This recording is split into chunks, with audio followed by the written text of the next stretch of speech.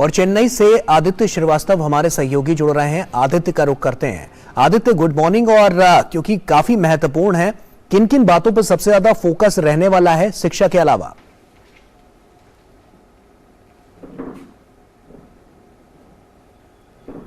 Good morning गौरव। बहुत महत्वपूर्ण ये एजुकेशन वर्किंग ग्रुप की बैठक है, पहली बैठक है जो चेन्नई में आयोजित की जा रही है। और उससे पहले एक सेमिनार आईआईटी मद्रास की अगर बात की जाए तो वहाँ पर होना है।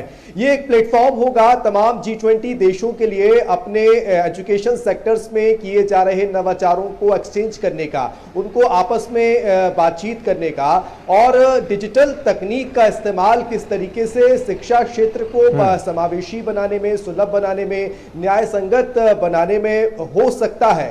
इस पर इस सेमिनार में अगर देखें तो आईआईटी मद्रास के जो डायरेक्टर हैं वो अपनी बात रखने वाले हैं। पहले दिन अगर बात की जाए, ना सिर्फ टेक्निक पर बात होगी, डिजिटल शिक्षा पर बात होगी, बल्कि कौशल विकास पर भी बात होगी, कौशल शिक्षा पर भी बात होगी, स्कूल एजुकेशन पर बात होगी। भारत, जैसा कि हम जानते हैं कि लगातार टेक्निकल एजुकेशन पर काम करता आया है। हाल में जो नई शिक्षा नीति जो भारत ने बनाई है, वो नई शिक्षा नीति इसका एक बहुत बड़ा प्रमाण है। और इस पूरे प्लेटफॉर्म को अगर देखें तो जिस तरीके से हाल के दिनों में कोविड काल में लर्निंग लॉस जो छात्रों का हुआ है, उसको कम करने को लेकर तमाम जो G20 देशों ने प्रयास किए हैं, उस पर यहाँ पर मंथन होगा। जो बेस्ट प्रैक्टिसेस हैं तमाम G20 देशों की, वो एक दूसरे देशों के साथ साझा होंगी और कैसे एक सेतु के तौर पर G20 देशों के साथ आगे बढ़ा जा सकता है, उस पर बहुत महत्वपूर्ण चर्चा इस पूरे सत्र में होगी।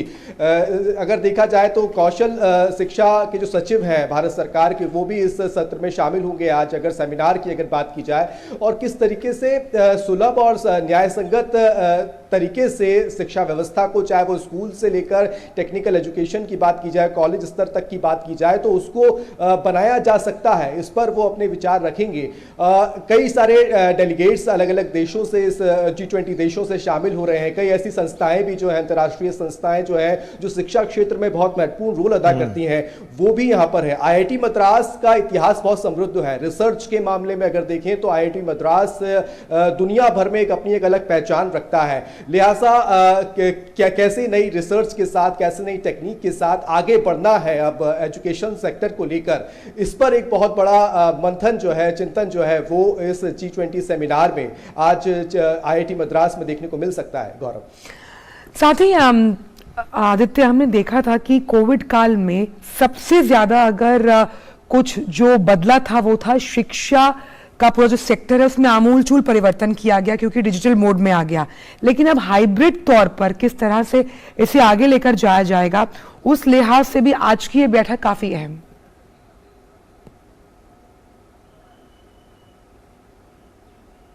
आंचल, कई देशों ने बहुत शुरुआती फेज था वो, जब कोविड काल आया तो किसी ने अंदाजा नहीं लगाया था कि किस तरीके से शिक्षा व्यवस्था को आगे लेके जाया जा सकता है।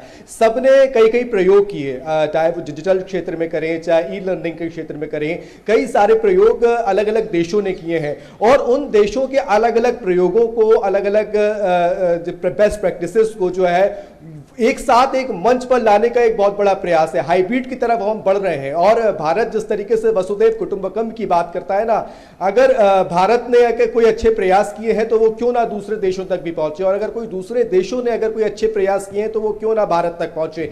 लिहाजा नई शिक्षा नीति भी जब हम देखें तो भारत ने जब बनाई तो एक बड़े मंथन के साथ बनाई। एक बड़ा ग्रुप था जिसने इस पर पूरा काम किया और बहुत लंबे चिंतन मनन के बाद वो नई शिक्षा नीति बनी और निकल कर यही आया कि K-12 यानी कि किंडरगार्टन से लेकर अगर हम 12 तक की अगर बात करें तो किस तरीके से अलग अलग भागों में उनको बांटा गया। और पहले हम पारंपरिक शिक्षा की तरफ जाते थे तो स्कूली शिक्षा और उसके बाद कॉलेज की शिक्षा में जमीन आसमान का फर्क होता था।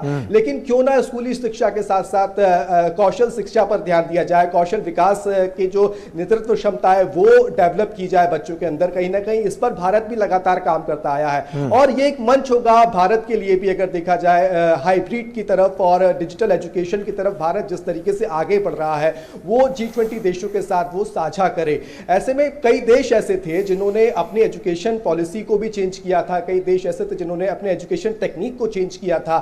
उन बेस्ट प्रैक्टिसेस को अगर देखें तो वो अपनाने की कोशिश है। डिजिटल तकनीक में भाषाई बाध्यताएं ना आए, लास्ट लाइन तक जो अंतिम पंक्ति तक जो छात्र हैं उन तक वो शिक्षा पहुंचे और जिसे कहें कि आजीवन स्तर तक पढ़ने लिखने की क्षमता जो है वो विकसित हो लोगों के अंदर। ये भी एक बहुत बड़ा फोकस इस एजुकेशन वर्किंग ग्रुप की बैठक में होगा। आंचल, एक चीज जरूर कह सकते हैं कि ये पहली एजुकेशन वर्किंग ग्रुप की बैठक है और ये दिशा तय करेगी आगे की कुछ बैठकों की। अगर देखें तो ये बहुत महत्वपूर्ण इसलिए भी मानी जा रही है। चलिए, शुक्रिया आदित्य, तमाम जानकारियां हमसे साझा करने के लिए। आप नजर बनाकर रखिए क्योंकि बहुत ही महत्वपूर्ण ये पूरा विषय है और साफ तौर पर शिक्षा नीतियों को लेकर आगे क्या बदलाव देखने को मिलते हैं यहां पर, वो हम आपसे जरूर जानेंगे। बहुत बहुत शुक्रिया तमाम जानकारियां हमसे साझा करने के लिए। और वहीं